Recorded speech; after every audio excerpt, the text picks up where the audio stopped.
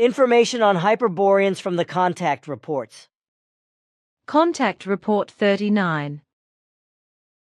Well, then I have another question. Can you tell me how many extraterrestrials of a good form had contact with Earth humans since ages ago?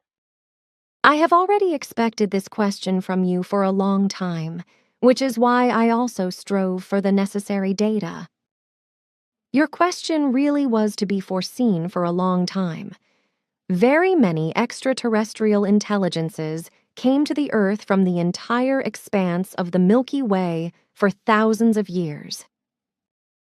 For several centuries, however, there have only been very few, and only a few of these tried to pursue communications with the Earth humans or even come into closer contact with these. Mainly, the only ones who did so were those who were interested in showing new and better or simply future ways to the human beings of Earth.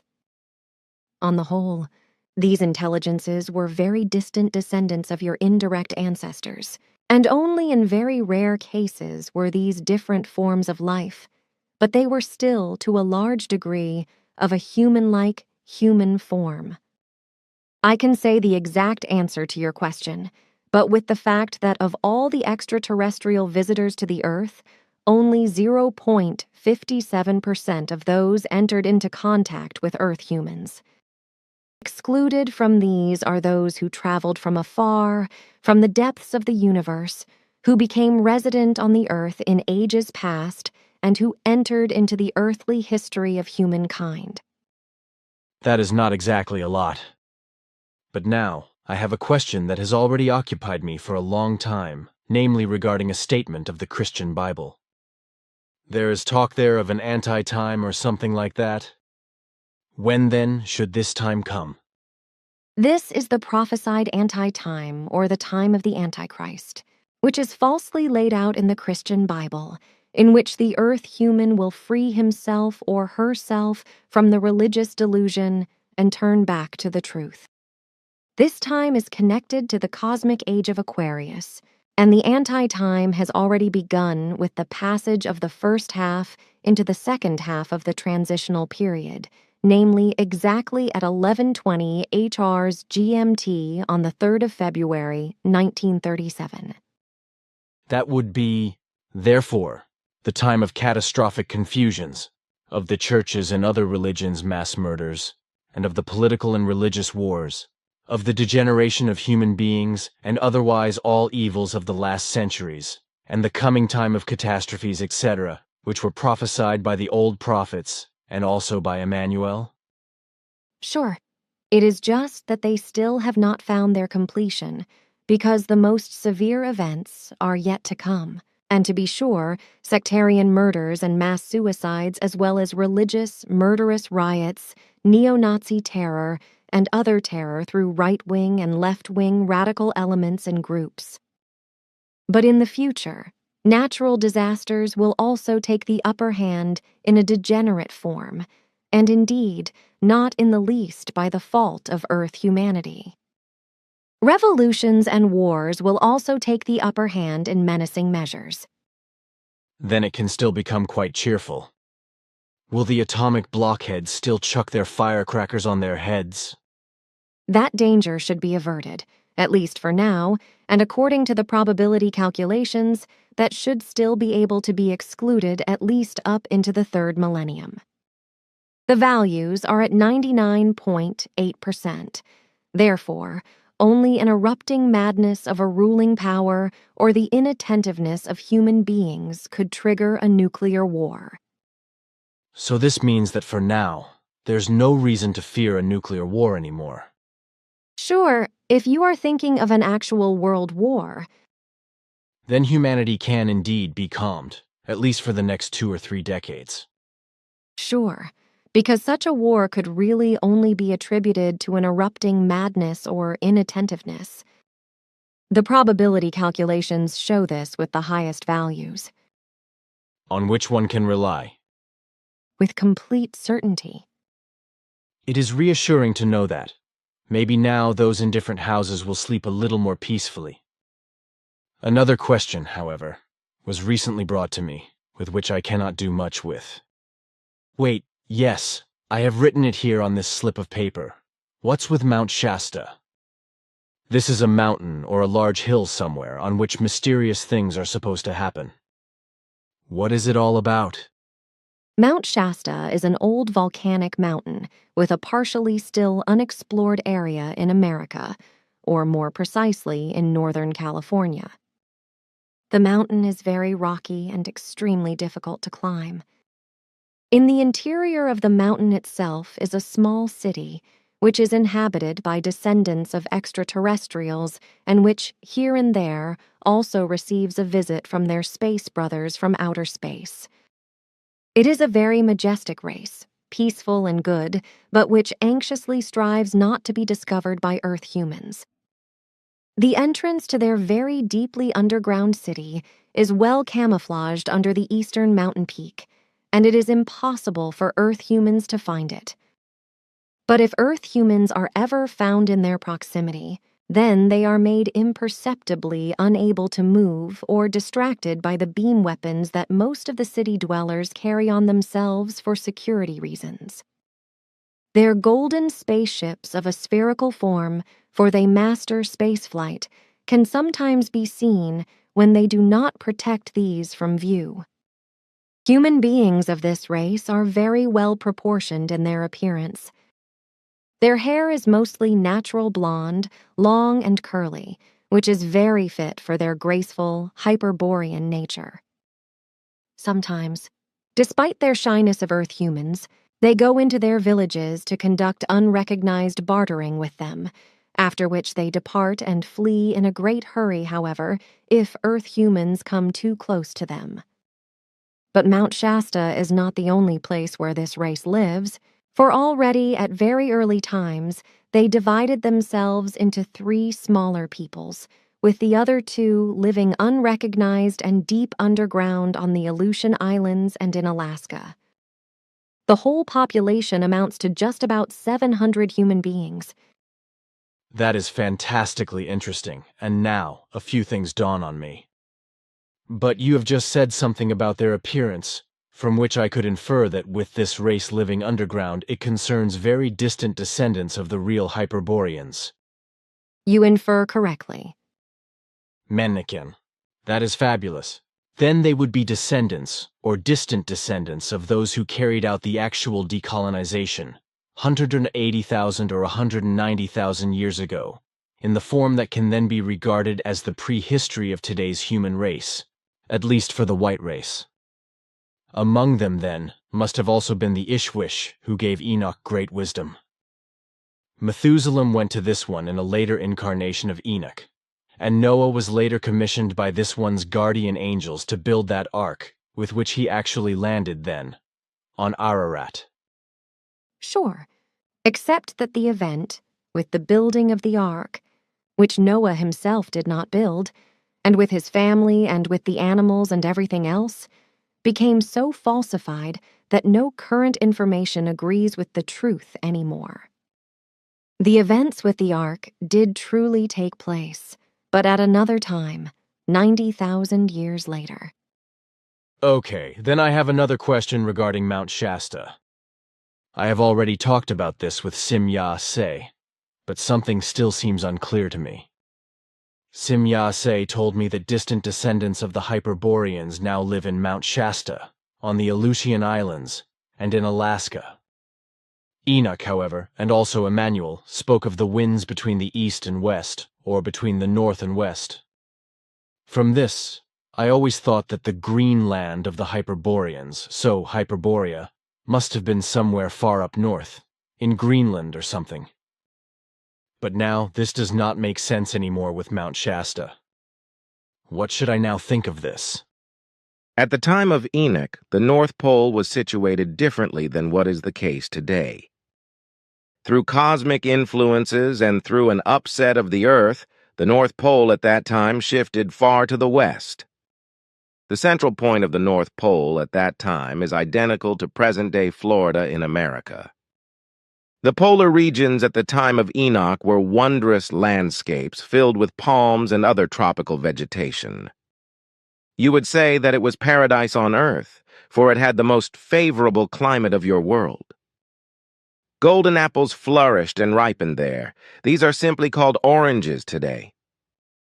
In the timelessly young nature of Hyperborea, an uninterrupted summer prevailed, and it was also called the land of timeless youth. The most delicious fruits thrived there, like nowhere else on the earth. The average annual temperature in the land of Hyperborea was 26.7 degrees of your measuring values, and the coldest season never sank below the value of 21.9 degrees of your current values. Similar conditions can still be found today in the former Hyperborea, so in Florida. That is fantastic, but can you tell me exactly where at the North Pole this Hyperborea lay? It lay exactly where the land is still called Greenland today, whereby the actual North Pole of that time is not identical with today's North Pole. So Greenland, because as far as I know, this is called Grunland in German. That is so. Tirnanog lay there. What is that? Greenland and land of youth. But at that time, it was today's Florida. So then Heracles, Gilgamesh, Enoch, Emmanuel, Amitabha, Methuselah, and Noah and all others were up there and not in Florida. In Hyperborea in Florida, when it was still at the spot where today the land still means grassland. But Emmanuel was not there because he was already in Florida, where it is to be found today. Ah, of course, he did not live until much later. But in connection with the Hyperboreans, I still come to another question, namely about the legendary Agartha. Are you also oriented about this, and can you give me more details about it? You surprise me again and again. How is the right name familiar to you? To my knowledge, the humanity of Earth still lives in error regarding the name of Agartha. In general, it is still erroneously called Agarthi. You forget that I was in India and in the Himalayas for a long time, and also encountered the blue human beings. That is why. I should know that. Unfortunately, I cannot give you exhaustive information in an open form because certain things still have to remain confidential. However, this much may be said, that in the vicinity of Shigatse and Shampula is the underground realm of Agartha, the capital and center of distant descendants of extraterrestrials on the Earth. This is the center of the actual secrets that hold a gigantic power in themselves. This city is controlled by the race of the Sons of the Sun. But unfortunately, a tendency toward earthly world domination also prevails with this race, just like with certain earthly religions and secret societies. I may not explain anything else about it openly. Contact Report 69. Aha! Were the gods and demigods of Greek mythology such settlers from space? Sure, they were a splinter group of descendants of the Hyperboreans. Oh, well, now I understand to some extent the connections. Good old Heracles said some very wondrous things, which just refer to it. But now I wonder how big these Hyperborean descendants must have been, because with Ascot I once had the opportunity to see something that will probably remain closed to the Earth human forever. And exactly according to what I saw, these Greek mythology gods or demigods must have been several meters tall. Heracles alone must have measured about 3 meters, right? Sure. Well, then is it also correct that Noah was around 3.10 meters tall, while Adam actually measured around 5 meters? Sure. Only Adam was less than 5 meters tall. He was still a little more than a meter shorter than that measure. You are pedantic. It really does not matter anymore. But now I am surprised how big Gilgamesh was, actually, king and demigod. According to Sumerian tradition, he would have measured more than 7 meters if I used the big old cubit, ancient unit of measure, shire to length of forearm, ulna. But according to the small cubit, it would have been only a little more than 3 meters. Which measurement is correct now? Can you tell me that? Sure, it is the big ulna with which you have to measure. Well, then Gilgamesh was about 7.50 meters tall, was that right? That is correct, except for a few centimeters. You are driving me crazy. Why are you so pedantic today? You want exact data. Well, now, not that accurate. Then I misunderstood you. That is all right. Now it only makes me wonder why it is always claimed, even by you, that our ancestors and who knows how many great-great-great ancestors were normal people. Giants and titans, and I do not know what else can be called normal, at least not for our terms. Sure, but I had to get used to it first. All human races grow normally according to our terminology, but not according to yours. There may have been some misunderstandings, which I hereby clarify. Every human race grows normally in its type, and only grows abnormally when degenerations appear in its own race. Why did you not say that earlier? You are mistaken, because we have talked about different races of humans on several occasions, and I slowly began with the gradations according to earthly understanding. Accepted. Contact Report 70. You may be right. But now the other thing, where we are also interested in the history of the Aryans. If you know anything about it? Sure. At which events should I start? Start where the earliest ancestors were still in their original home. Name the time when they first came to Earth, etc. As you wish. So, at the beginning of our contacts, I have already mentioned in detail the history of the destruction and reconstruction of the original home worlds, the... Excuse me. You mean the destruction of worlds, etc. by the Destroyer? Where was that, actually? Sure, that is what I am talking about. The later original home worlds were planets in the constellation known to you as Lyra and near Vega, in a different space-time structure, which is shifted from yours by a fraction of a second. Few of the worlds there are still inhabited today by different races, all belonging to our wide alliance.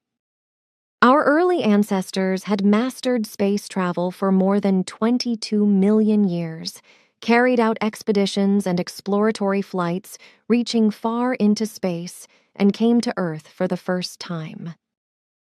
However, the Earth, was still deep in the late primordial development and was therefore left to time for the further development. Nonetheless, Earth was often revisited to release criminal elements, humans, that were detrimental on the home worlds. Only a few millennia, however, did this last, and then, for reasons unknown to us, they relinquished the Earth and left this world alone for many millions of years, during which life of all kinds, already developed on Earth, could continue to develop in a natural sense, except that at later times the abandoned life forms mixed with human-like life forms already on Earth, which happened for the first time a few million years ago. Millions of years went by as the primeval races spread far into space, also developed themselves in a consciousness-based manner and acquired great powers.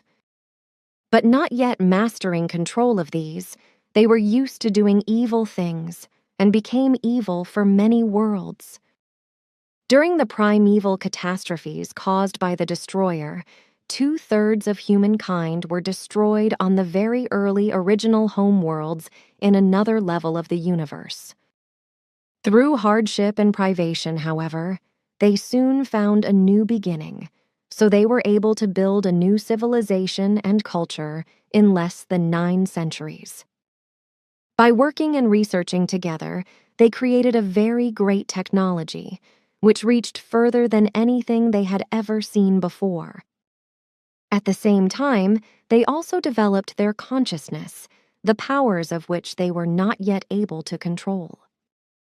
So the time came when they built themselves flying ships, with which they could also leave their space-time structure and could rush through the free and wide space of the levels of the universe. These were flying apparatuses of disc-like form and with beam drives. With these devices, they flew out into the vastness of the universe, to other solar systems and planets, which they had expeditions to and colonized, either peacefully or through murderous wars. Often with evil violence, they created new life possibilities and new living space for themselves because they needed it due to the proliferation of the human beings of their peoples. It was especially the scientists who searched space for ever new worlds and solar systems, and it was no problem for them because their ships were equipped with all technological possibilities which made them absolute rulers. Their weapons were of immense power and prowess, so battles with whole peoples of foreign worlds were only very short and one-sided in favor of the conquerors. In particular, the scientists recognized, in the course of time, the unlimited possibilities of their consciousness-based powers, so they pushed and expanded them by immense accumulations of knowledge until they became a matter of course for them, and they swung themselves even higher up, whereby they soon became absolutely dominant over their peoples. According to their great knowledge, they were called Yeshwish, Ishwish, which is synonymous with the name God, which is familiar to you and which means King of Wisdom. The Jeshwish, far superior to all people in terms of knowledge and ability, subjugated all life forms, cast a spell over them, and ruled them in a dictatorial form. For several centuries, exactly after 864 years of today's terrestrial era, the people rose up in a revolution that at first smoldered underground, but this led to the Jeshwish taking violent measures and trying to nip everything in the bud, which did not succeed completely. The Domineers killed innumerable human beings or simply eliminated them completely with their terrible weapons, so that not a single speck of dust remained. This, however, increased the anger of the people, and underground they were secretly preparing for battle. Preparations took 4 long centuries in secret form to break out in one sudden blow into a far-reaching and open war of liberation, which spread and dragged on over many other dimensioned worlds of the Lyra and Vega systems. More than 60% of all things of cultural value were destroyed and completely demolished. Some races were completely wiped out, while others were only able to survive with extreme hardship. 3 worlds of the Lyra systems were simply completely eliminated and dissolved into energy by a novel process that is now also under development on the Earth in its very beginnings. Earth humans already call this insane weapon according to its deadly value, namely overkill. Still as a fantasy product of a perfect technology, this weapon of total elimination, which is in research and construction by scientists, has already found entrance into various books and films describing this cruelest of all weapons in futuristic novels to save Earth humans from the last madness. According to the terrestrial calendar, the event of the outbreak of the War of Liberation in the Lyra and Vega systems dates back some 230,000 years. The commander-in-chief of the terrorizing forces was an Jeshwish called Azael, who, after realizing the hopelessness of the struggle, escaped the vengeful and victorious peoples by a quick escape into the space-time structure of this level of the universe. Secretly, he managed to seize a powerful fleet of 183 large ships and 250 space reconnaissance ships, with a total crew of 360,000 human beings, and to escape under the most severe combat actions. They quickly left the home systems, only to wander through the again-shifted space-time structures for many restless years, before one day they found a large star system, which offered them the necessary possibilities for life, far away from their original home systems. The new star system encompassed 3,000 light-years and 254 partly still young and therefore blue shining suns, which partly, however, already had their own planetary systems with only a few habitable planets. The whole star system was named after the leader of the escape fleet, namely, according to your word value, Asael's system. After taking possession of this young star system, where various planets had been made habitable by the Titanic fugitives over the course of 300 years, and a new humanity had been created, they set out again in larger groups to explore space and develop new habitats. Of the 3 worlds made habitable, various expedition ships were equipped, after which the Titan fugitives flew out into the vastness of space to reach and take possession of their predetermined destination after 17 years. These were stars and planets in their dimension beyond those stars known to you as Hesperides, which have their own worlds circling around them and were only weakly inhabited by human life forms, which were subjugated by the conquerors. During 2 centuries, a new culture was created on these differently dimensioned Hesperid worlds and inhabited by emigrants from the Asael system. Another 70 years later, Asil walked the path of all transience. He died. He was succeeded by his daughter Plearya and Jayshrish, female queen of knowledge, goddess, and consequently the home system, the Asil system, was also renamed the Plearya system, because for the human beings of that time, who were Titans, symbolization was still very much in force, as it still is today with the human beings of the earth, which corresponds to a perverse illogicity. Under the supreme command of the new leader, Plearya, further expeditions were prepared to expedite a very distant and lonely solar system, located in this, your space-time plane, which, according to all calculations, must have come into possession of a section of a planet from the original earliest home systems, after the destroyer had destroyed the earliest original home worlds many millions of years ago. According to the calculations, however, the destroyer itself must also have taken the same orbit. Thus, it had been changed in its orbit by the sun of the distant system and had been introduced into the system in a recurring orbit.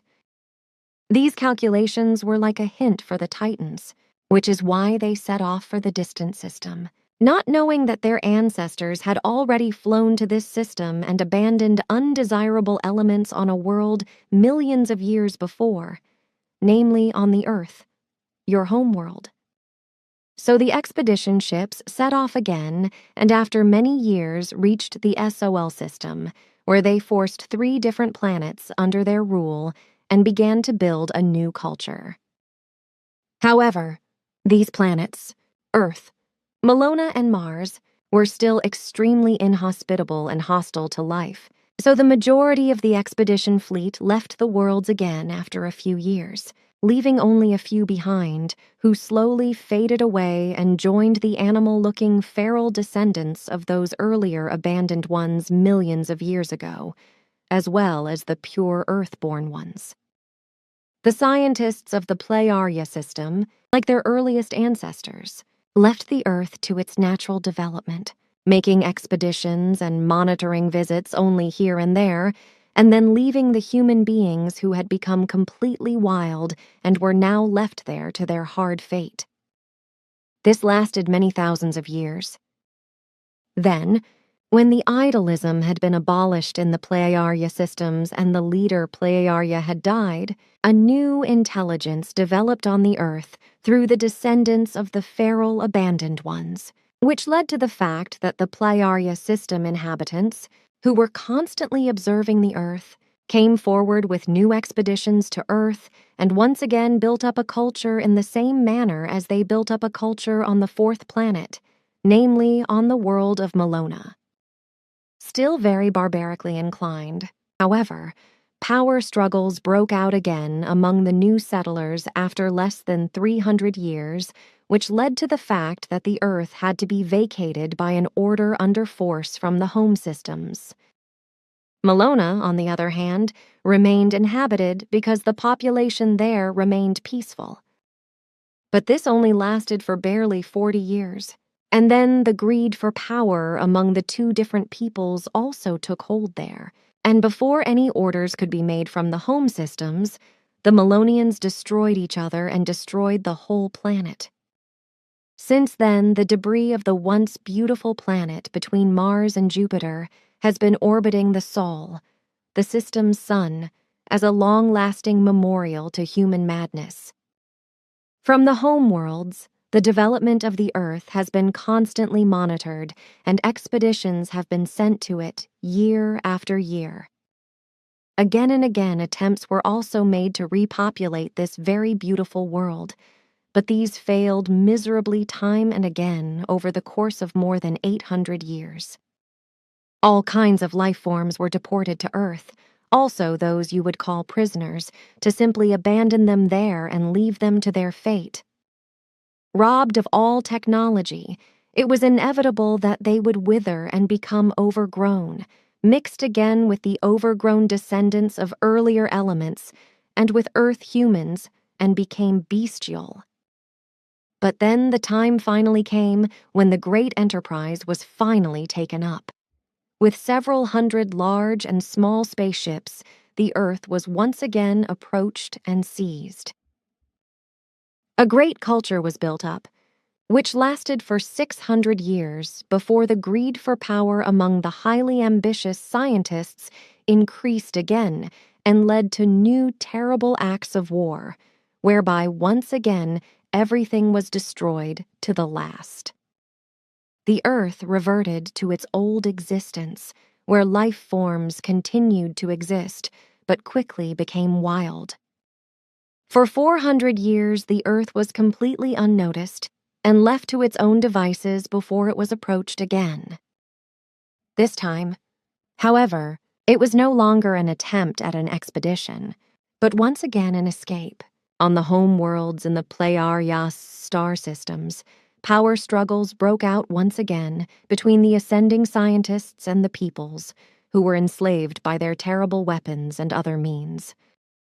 But, while on all three homeworlds, the vicious battles of annihilation raged, a large group of dissident scientists came together under the leadership of a certain Pelagon, who already had the status of an Ishwish. Under his leadership, 70,000 human beings were gathered, including many scientists who seized various spaceships and fled the Plejaria planets. According to the coordinates of old records, the refugees entered this space-time structure and the SOL system, and thus once again arrived on Earth, where the Titans once again settled. According to earthly time calculation, this was about 190,000 years ago. On the home planets, the vicious war was fought to the bitter end, and the scientists were put in their place. The form of government was abolished and placed in the hands of spiritual leaders who proclaimed anew the long-forgotten spiritual teaching and taught the peoples. These recognized the value of the teaching, took it to their own hands, and henceforth lived according to it, after which they found final peace some 50,000 years ago, and henceforth lived according to the law and recommendation of absolute creational determination, which has been preserved until today and will never change again. In the course of the next 8,000 years, the Pleiaran peoples, as they were referred to from then on, developed to a very high spiritual and consciousness-based level. Consequently, they allied themselves with all kinds of foreign and their own peoples in near and far systems, and lived now only in the harmonious evolution. Thus, they developed together into a great alliance, in the course of which they carried out new expeditions and, 51 years ago, found in the galaxy of Andromeda a half-spirit world inhabited by half-spirit beings, an already extremely highly developed life form, which existed and exists only half-materially, but therefore already half-spiritually. In best agreement with these life forms, everything was resolved that they should in future guide the destinies of their peoples and their great covenant with their gigantic knowledge and wisdom, which was joyfully welcomed by all peoples. Consequently, in agreement with the spiritual leaders, who were human life forms and spiritual teachers, it was decided that all destinies of the future should be guided by these half-spiritual forms, which had become best friends. The form of guidance should be that of a counsel from a higher spiritual level, which is why this guidance and advice was referred to as the High Council, which has survived to this day and will never change again. Since then, all folks of all races connected to us have been under the guidance of the High Council, which never gives any orders, but only a High Council, which is optional for each individual form of life to follow, and which, as a rule, is also followed without exception. Those who fled to the earth knew nothing of the end of the wars for the time being. In the joy of their newly won freedom, they gladly submitted to the tight regime of Pelagon, who had chosen 200 scientists as sub-leaders and deployed them according to their fields of knowledge. Under their leadership emerged large cities with other inhabited areas, and a very high culture developed on all the continents of the earth, which had resulted from continental shifts over about 300 million years. For about 10,000 years, harmony and peace reigned. But then again, an Jeshwish called Jesus came out, who murdered Pelagon's successor and seized power over all the, by then, united different folks and races. 20 years later, however, the folk rose up against Jesus, and a terrible and worldwide war broke out again over the earth by those who had traveled farther. Many hundreds of thousands fled with large and small ships into free space, set down and settled in another space-time structure in Beta Centaurus, which you know in your space-time structure as the Barnard Star. A few million humans remained on the Earth, where everything that had been built by the extraterrestrial humans had been completely destroyed and totally eliminated. Those left behind, deprived of all technical and other cultural possibilities by the complete total destruction, gradually fell into a wicked lethargy, atrophied and became wild beings in a nasty barbarism. For 700 years, the earth was simply avoided before the descendants of the fugitives set out again to populate the beautiful blue world again. This was 133,000 Earth years ago, according to your current chronology. The returnees were led by an Jeshwish with the name Atlant, married to an Jeshrish named Caryatide. In the latest episode, under the leadership of Atlant, the continent of Atlantis, which had been headed for again and again, and used for millennia, was expanded and made habitable, while under the command of his wife Caryatide, Lesser Atlantis came into existence, as at the same time her cousin Muras built the gigantic city of Mu, which, like Atlantis, also found its origin in very early times. The reason for the construction of these cities so far apart was that the humans had become cleverer through all the wars and hoped for peace as a result of the great distance between the cities, if everyone stayed in their domains. So it went well for many long years, a whole 1,800 years to be precise. Then, however, again some scientists exalted themselves, whipped up by lust for might, and tried to snatch up control for themselves. This time, however, they had not reckoned on the people's memory of war, which had been passed down over the ages. So before the scientists could strike, the folk rose up against them. Through an accomplice, the scientists obtained possession of spaceships and fled into the space-time-shifted regions of Beta Centauri. This was 115,000 Earth years ago.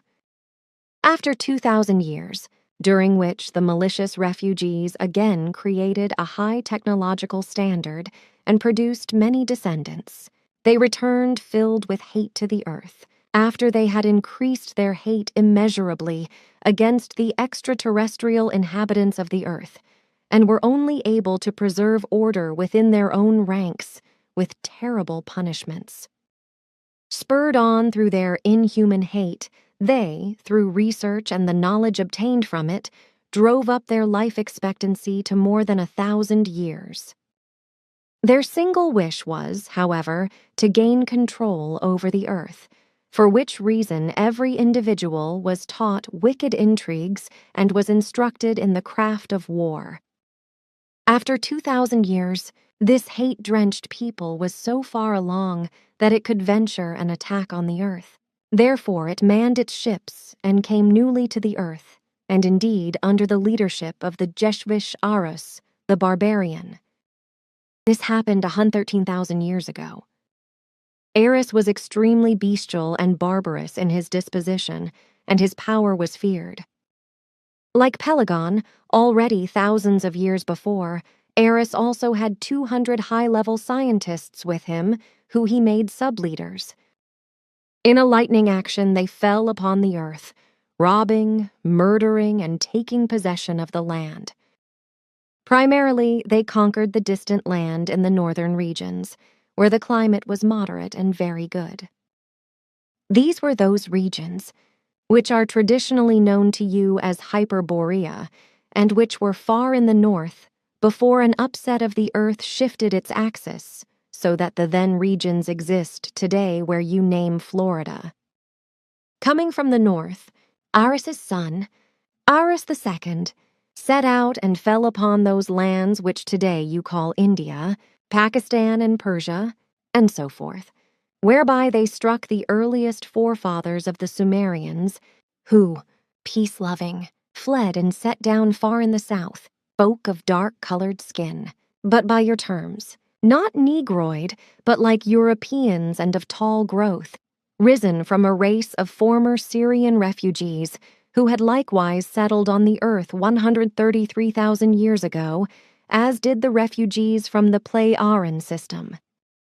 Named after Aris II, the India of today was at that time called Aryan, which, however, split off from Hyperborea after a few centuries, after 210 years, to be exact, and joined with the inhabitants of Mu and Agartha, while from Hyperborea, Eris I constantly troubled Mu and Greater Atlantis by wicked war activities in order to become their ruler. During around half a millennia, or said very precisely, during 502 years, those war machinations continued, until Eris I, who in the meanwhile had become old and weak, succeeded in infiltrating wicked elements of his hater humans into the leading controlling ranks of Atlantis and Mu, who secretly stirred up violence and hate for so long, as also did their descendants over several centuries, until, through boundless intrigues, Mu and Atlantis were able to be completely destroyed some centuries later, while the only few survivors were beaten into servitude.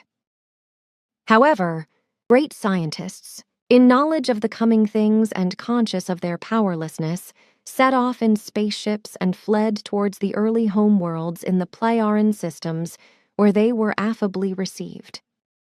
I indeed do not need to speak yet again about the destruction of Atlantis and Mu, because you will find that as a separate chronicle in the explanations given to you. So it only remains for me to report that Eris XI, as a very distant descendant of Aris I, was murdered in his old age many thousands of years later, and around 100,000 years after the destruction of Mu and Atlantis, by his third-born son Jehavan, after which this one took over command of the Hater people, in order to rule these and 3 earthly peoples and the Hyperboreans himself. The one Earth folk consisted of the very distant descendants of the Armus folks who had lived where the region of Armenia is today. These were descendants of the Jeshwish Armus, who settled there with his race 133,000 years ago after he had emigrated from the Pleiadian systems. The second Earth folk which fell under Jehavan's control were the descendants of the Aryans, who meanwhile had mingled themselves with the still very underdeveloped, pure earthly and lethargic native population after the Sumerians were expelled. The third Earth humans were not really such a people in themselves, because they were a very widely disseminated alliance of gypsies, which was interspersed with Jehovah's spies and saboteurs, who, in unity with the gypsies, brought about dissension everywhere, greedily drawing everything to themselves and were always constantly eager to murder, burn, and rob, for which reason one named them the Hebrons by the original language of our forefathers, therefore Hebraion, and later then Hebrons. These names correspond to gypsy, scum and outcast in the sense of the original language, which therefore has not been transferred to your present languages because the sense of your present term for gypsy still only means the wanderers, the itinerant, and the unsettled ones. Thereby it should be clarified that the present gypsy people have not the least in common with the Hebraian of that time, who proclaimed themselves the firstborn and the chosen ones just as much as do their distant descendants, who today still dare to assert this. In truth, the Hebraians were the real scum and outcasts of Earth humanity, because through them fights and quarrels within the whole world were constantly stirred up and yet further spread, which has been maintained until the present day. Earth will only finally be at peace. Then, when this power-hungry and bloodthirsty Hebraian alliance, which has declared themselves as a people, and which has split into various sects addicted to world control and so forth, has been fully dissolved. Jehovan ruled until about 3,060 Earth years ago, until he was likewise treacherously murdered by his only son Jehav, who then snatched up rule for himself after 340 years of his father's reign. Jehav ruled wickedly and always screamed for blood and revenge until 3,320 years ago in your chronology, during which time he sired 3 sons, who were named Arusam, Ptah, and Salam. Megalomaniacal like his father Jehavan, he let himself be proclaimed as creator and celebrated as such, and like his father, he caused terrible devastation among the 3 human races, and he demanded blood and death. As addicted to power as his father Jehav was also his firstborn son Arusam, who constantly wanted to take over his father's power. Thus he also finally murdered his father Jehav and wanted to snatch up the power for himself. But he failed profoundly, because his younger brother Ptah and his youngest brother Salam positioned themselves against him in order to expel and ban him into exile, because, having become disgusted by the constant wars, power struggles, and bloodshed, Ptah and Salam already made an effort themselves for many decades to lead humane forms of life. Therefore, already for a long time, they assembled around themselves many like-minded ones, with whose help they gained control of Arusam and his 72,000 followers, and expelled them. But Arusam secretly returned to the earth, and settled down with his army in the land of Egypt, in the old cubicle constructions which had existed there unused for more than 70,000 years. Deep in the interior of the earth and deep below the pyramids, they established themselves securely, whereby they converted the rooms and buildings deep below the present pyramids of Giza as a center for their wicked purposes, from where they and their descendants since then tried to realize their tyrannical plans, but as of now without noteworthy success, although their way of obtaining the goal of deceit, lying, and intrigues was through false teachings and the leading astray of the uncorrupted earth humans through religious teachings of madness and cults, and many kinds of other evil machinations. Due to their expulsion, they, however, forfeited very much, because all possibilities for technological and otherwise scientific further development was prevented for them, as also, however, was all their research, and so forth, which thereby led to the quite rapid reduction in their life expectancy, and today still only amounts to an average of 94 years, which in relation to today's people converts to practically only about 20 years higher than the average in European regions. This means for the renegades, called the Giza intelligences by us, that they are slowly dying out, and today are still only fewer than 2,100 in number. Due to complete isolation from outer space, these remaining ones will also be no more in fewer than 3 decades, because they are all already old and no longer capable of procreation. But in spite of that, they still maliciously hold firm to their tyrannical plans, and they do not see themselves as beaten. Arusum ruled until about 3,010 years before your time reckoning began, 3010 BCE, until a powerful forced departure was secured for him by a mutineer by the name of Hen, who was called Jehovah in the tongue of the Hebraeans, and likewise also gradually within his own ranks, whereas the appellation, the Cruel One, was added. In the year 280 BCE, already old and weak, he was displaced, and his nephew, Kamagol I, took over the evil command of the Giza intelligences in order to expand the headquarters below the surface of the Pyramid of Giza to a murderous center of power, which allowed no possibility at all of being destroyed anymore. Like no ruler before, Kamagol I forced all earthly religions under his control and created terrible cults which demanded human blood, which were able to be partially maintained until the present. All efforts from outside were in vain, as his position of power could not be broken. But also, Kamagol I was only a human, so one day he met his own fate from out of his own ranks, in the form of his own son, Kamagol II, who overthrew him and deprived him of power, and let him die miserably in a deep dungeon. Kamagol II was in many things even more malicious than his father, which he soon revealed, after taking over power through the introduction of monstrous mass murdering of earth-born terrestrial human beings who he slapped under his religious power through many kinds of means. As one of the last really extremely long-lived, Kamagol II attained a great age and died a natural death just a few days ago, which we were able to ascertain just 2 days ago.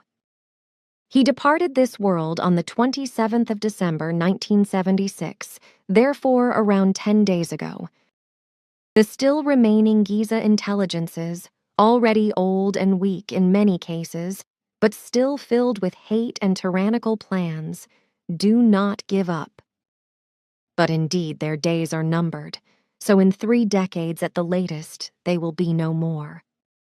With the heaven sons, the Hyperboreans, and the emigrants from the Pleiadian system, Ptah and Salam, the sons of the murdered Jehav, led the further rule by common agreement. They governed well and created peace, and only occasionally mixed in the affairs of the earth-born earth-humans. After his 93rd year of government, Ptah was stricken by a malicious and unknown disease, from which he succumbed a few days later. Consequently, his brother Salam continued to lead the government alone, until, weak from his great age, he handed over command to his son Plejos, 2040 Earth years ago, after he had taken up connections to the home worlds already centuries before and had placed himself and his people under the home form of government, namely that of the spiritual teachers. His son Plejos was, like his father, a very wise and a kind governor, and as of 1999 years ago of earthly chronology, the homeworlds, after an interruption of around 240 years, newly positioned themselves under the guidance of the High Council. He too arranged himself and his people therein. Respecting and following the advice of the High Council, he prepared for the long-yearned-for return to the homeworlds, which took place 1,994 years ago by your chronology, after Emmanuel, at Plejos's direction, begat by the spiritual leader Gabriel, was educated as a prophet and had become right for his mission. Still to mention is that among the very distant descendants of Arus, who had subjugated the lands in the north, There existed elements in great number, who, until in the time of Jahav, preserved themselves as the Arusists. These, a group of 160,000 humans, were named the Great Aryans because they still advocated the ideas of Arus I. They even released themselves from the powerful control of Jahav and wandered, plundering, through the land, from northwest to the east, where they penetrated into that land where in earlier times Arus II had settled with his people and expelled the Sumerians, where in the meantime, however, the then Aryans mixed themselves with the low native population and forgot their actual origin. Also in the meantime, the descendants of the Sumerians returned to their old homeland, so also they settled there again. But then came the Great Aryans, who moved between the Caspian Sea and Ararat, and took possession of the clay-brick towns of the mixed folks, which had reached a good level of prosperity as a result of the earlier invading Aryans and the returning descendants of the Sumerians. Their work consisted mainly of trade and agriculture, which was well mastered by the Sumerian descendants. So, the appearance of the human beings and all their buildings was very orderly, and a strict discipline ruled. Indeed, even a certain submissiveness towards the highly developed Sumerian descendants, who were superior to the native people in consciousness-based development and worldliness. And exactly this world was attacked and forced into bondage and transformed and pressed into a new state structure by the Aryans, who, deprived of all technology, had been wandering for long years, coming from the far north. Deprived of all technology by Jahav's Myrmidons, the Aryans settled down in the distant lands, but in time became stunted and mixed with the natives. So soon all knowledge and ability of a higher level and of their origin disappeared into the darkness of forgetfulness. Contact Report 703.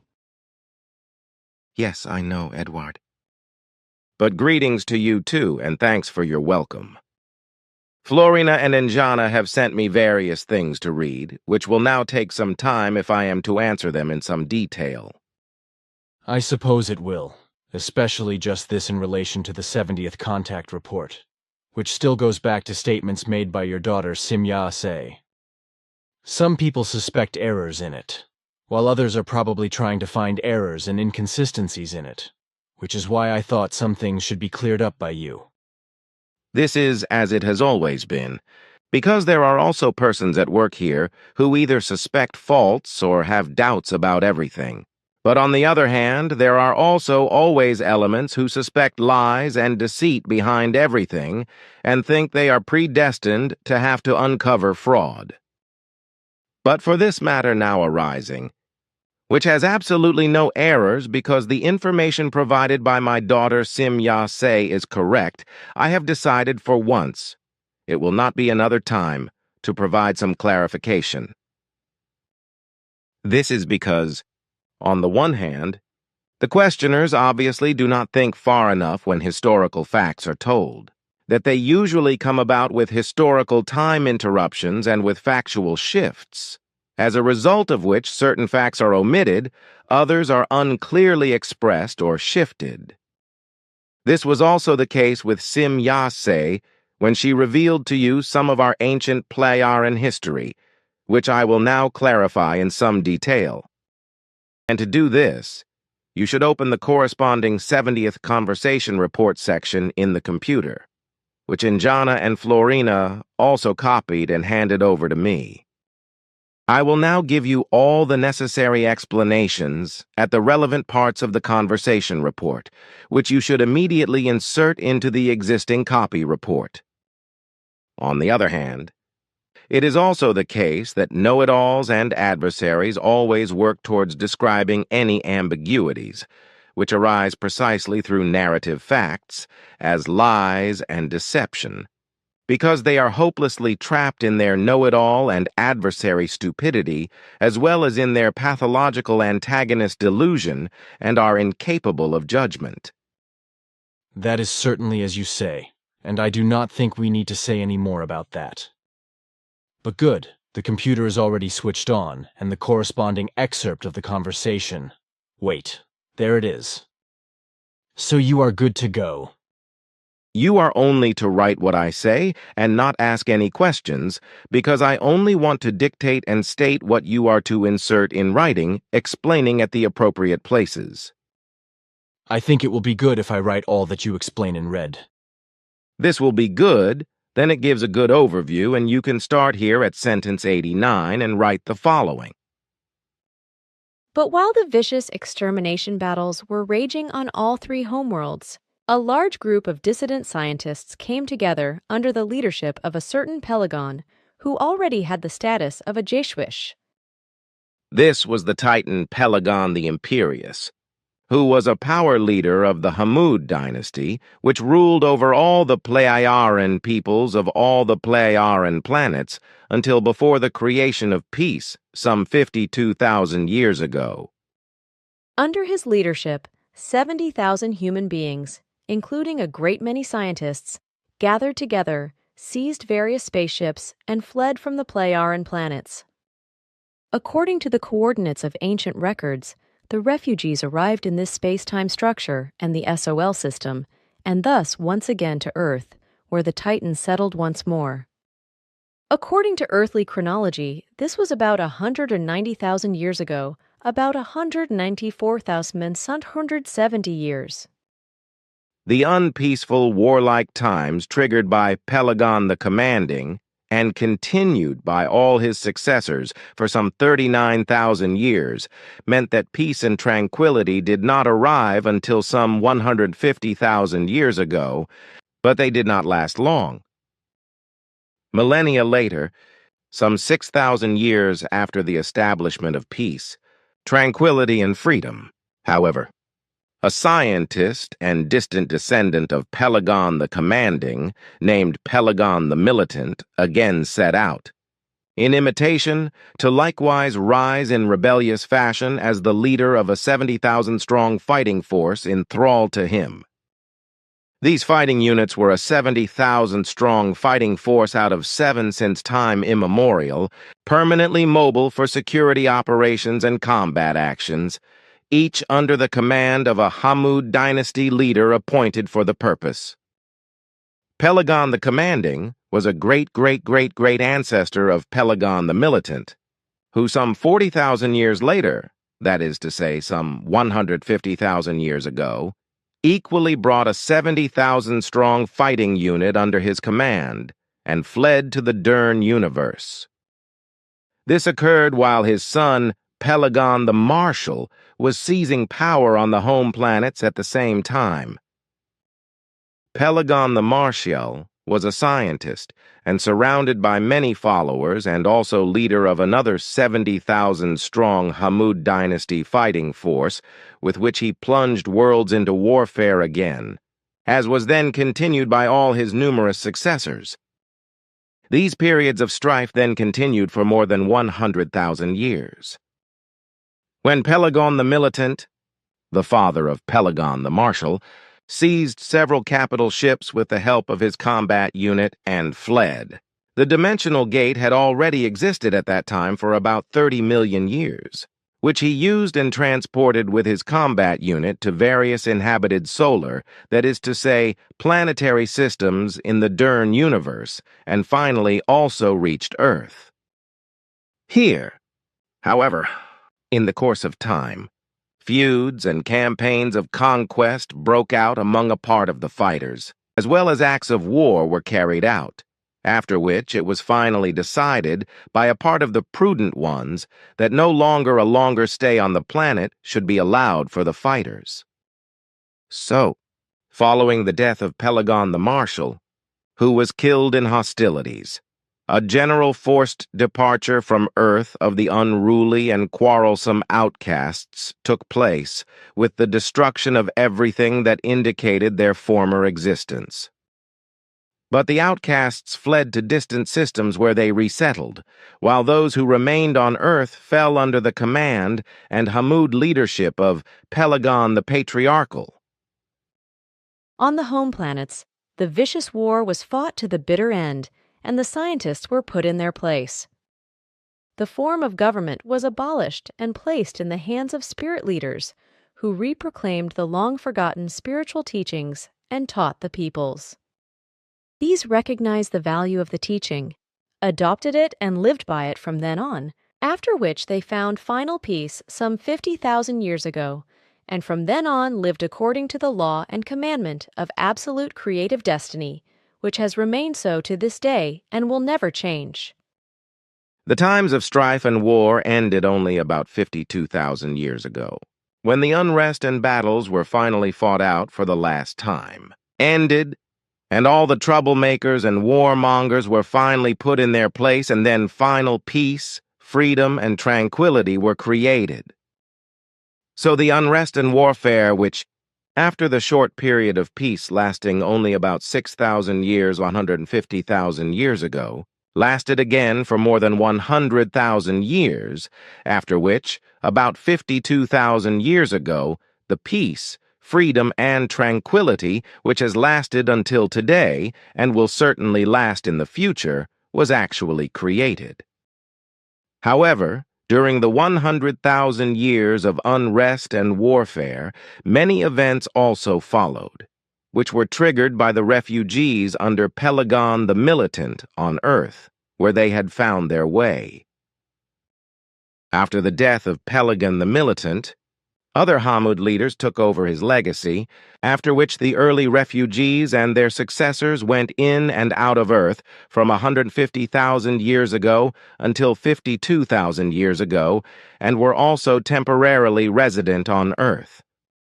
In the course of the next 8,000 years, the Pleioran folks, as they were called from then on, developed to a very high spiritual and consciousness level, as a result of which they allied themselves with all kinds of foreign and own peoples in near and far systems, and lived in harmony only of evolution.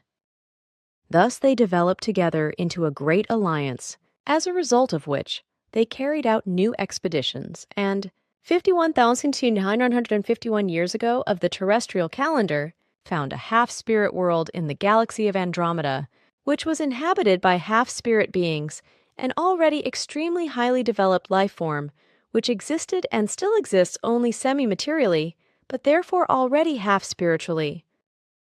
In best agreement with these life forms, all agreed that in future they should guide the destinies of their peoples and their great covenant with their gigantic knowledge and wisdom, which was joyfully welcomed by all peoples.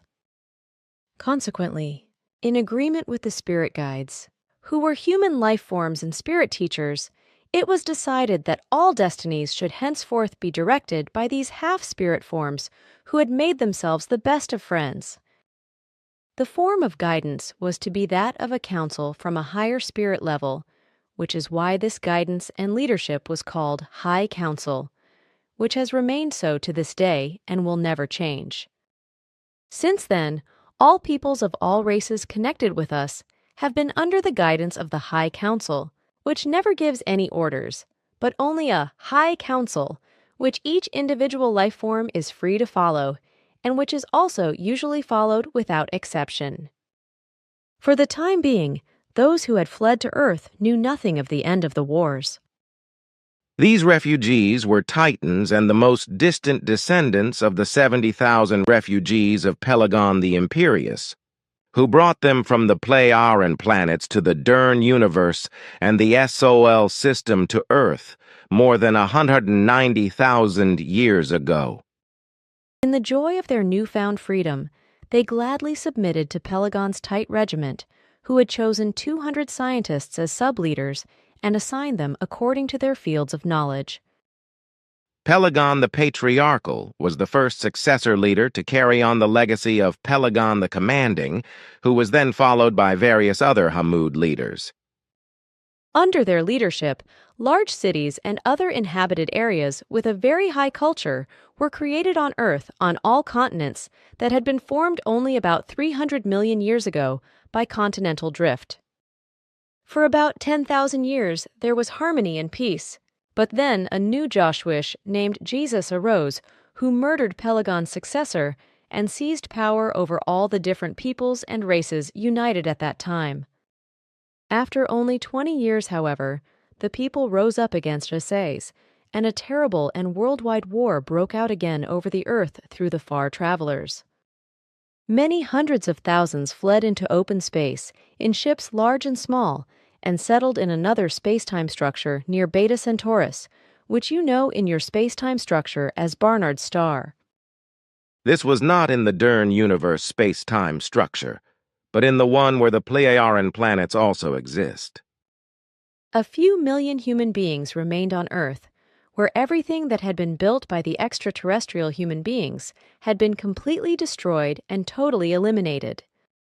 Those left behind, deprived of all technical and other cultural possibilities by the total destruction, gradually fell into an evil lethargy, withered away and became savage beings in an evil barbarism.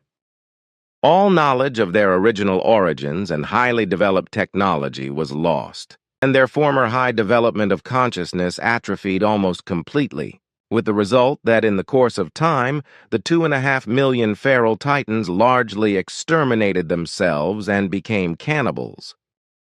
For 700 years, Earth was simply avoided before the descendants of the fugitives set out again to repopulate the beautiful blue world. These new arrivals, or the distant descendants of those who had left the Earth earlier, were on the one hand not titans, but human beings of smaller dimensions. But they too were not exactly of a peaceful nature, but nevertheless no longer as warlike as their ancestors.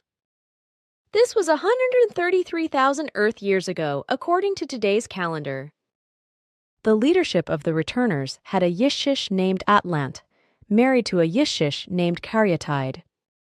Under the leadership of Atlant, the continent of Atlantis, which had been approached and used again and again for many millennia, was expanded and made habitable, while under the rule of his wife Caryatide, Klein Atlantis found its existence, at the same time that through her cousin Muras, the gigantic city of Mu was built, which, like Atlantis, also found its origin at very early times. The reason for building these cities at such a great distance was that the human beings had become wiser through all the wars and hoped for peace in the great distances of the cities if all remained in their realms. So it also went well for many years, a whole 1,800 years, to be exact. Then, however, a few scientists, inflamed by the desire for power, rose up again and tried to seize the reins. After the death of Atlant, his wife Caryatide, and Muras, various other leaders took over. This time, however, they had not reckoned with the people's war memory, which had been handed down through the ages. The lore was only maintained by those who returned, but not by those who remained on Earth, who were deprived of all achievements and values by a complete destruction of all technical, cultural, and other things, whereby they finally gradually withered away and became savage beings who fell into barbarism and eventually died out. Before the scientists could strike, the people rose up against them. Through helpers, the scientists who started the new uprising gained possession of starships and fled to the space-time displaced areas near Beta Centaurus. That was 115,000 Earth years ago. After 2,000 years, during which the malicious fugitives again created a high technology for themselves and begat many descendants, they returned to Earth filled with hatred after they had increased their hatred against the extraterrestrial Earth inhabitants to an immeasurable extent, and were only able to maintain order in their own ranks with terrible punishments. Incited by their inhuman hatred, they pushed up their age to more than 1,000 years through research and the knowledge they gained through it. Their only desire, however, was to gain dominion over the earth, for which reason every one of them was instructed in vicious intrigues and in the craft of war. After 2,000 years, this hate-soaked people had reached the point where they could dare to attack Earth, so they manned their ships and came to Earth once more under the leadership of Ishwish Eris, the barbarian. This happened 113,000 years ago. Eris was of a most bestial and barbarous disposition, and his might was feared. Like Pelagon thousands of years ago, Eris also had with him 200 scientists of high degrees, whom he made sub-leaders. In a blitz they fell upon Earth, raiding, murdering, and robbing the land. Mainly, they conquered the vast land in the Nordic regions, where the climate was temperate and very good. These were the regions which have been handed down to you as Hyperborea, and which were very far north before an earth upheaval shifted the Earth's axis, so that the regions which you call Florida are there today. There from the north Aru's son, Aru II, set out and invaded those lands which you now call India, Pakistan, and Persia, etc., going back to the earliest times, where they met the earliest ancestors of the Sumerians, who, being peace-loving, fled and settled far to the south. A people of dark complexion, but in your terms not Negrid, but Europid and of great stature, sprung from a race of the former Syrian refugees, who also settled on earth 133,000 years ago in the like of the Pleiari refugees. According to the naming of Aris II, today's India was then called Aryan, which, However, after a few centuries, seceded from Hyperborea, after 210 years to be exact, and allied itself with the inhabitants of Mu and Agartha, while Aris the Fern from Hyperborea constantly harassed Mu and Greater Atlantis with evil acts of war in order to become their master. For about half a millennium, or more precisely for 502 years, these acts of war continued before Aris III, who had become old and weak in the meantime, succeeded in infiltrating evil elements of his hate-mongers into the leading ruling classes of Atlantis and Mu, who, as well as their descendants, then secretly fomented violence and hatred for several centuries, until Mu and Atlantis could be completely destroyed by boundless intrigues a few centuries later, while only a few survivors were beaten into servitude. Great scientists, on the other hand, knowing of things to come and aware of their powerlessness, set out in spaceships and fled to former homeworlds in the Pleiades systems, where they were warmly welcomed. Only small peoples remained on Earth, whose ancestors had long since mixed with early Earth humans who had emerged from Earth's development and created their own cultures. I do not need to mention the destruction of Atlantis and Mu again, for you will find them as a separate record in the explanations given to you. So it only remains for me to report that Eris Tirkond, in his old days as a very distant descendant of Eris the Furfur, was assassinated by his third-born son, Jehavon, some millennia later and about a century millennium after the destruction of Mu and Atlantis, after which he took over the rule of the Hate people to rule them as well as 3 Earth folks and the Hyperboreans themselves. The 1 Earth folk were the very distant descendants of the Armis people who had lived where the lands of Armenia are today. These were the descendants of the Jishwish Armis, who settled there with their race 133,000 years ago, having emigrated from the Pleiara systems. These descendants were already genetically aligned with Earth humans in such a way that their primordial origin was no longer ascertainable. Consequently, their original origin from the Pleiaren, planets 133,000 years ago, and their development in terms of hereditary traits and characteristics as well as dependent elements could no longer be proven. With this, dear friend, everything should now really be clarified and nothing more should be questioned. If, however, such unpleasantness should occur again, then I will not go into it again, and by no means again. On the other hand, however, I will not hold back from correcting mistakes when they occur, as we have also done so far,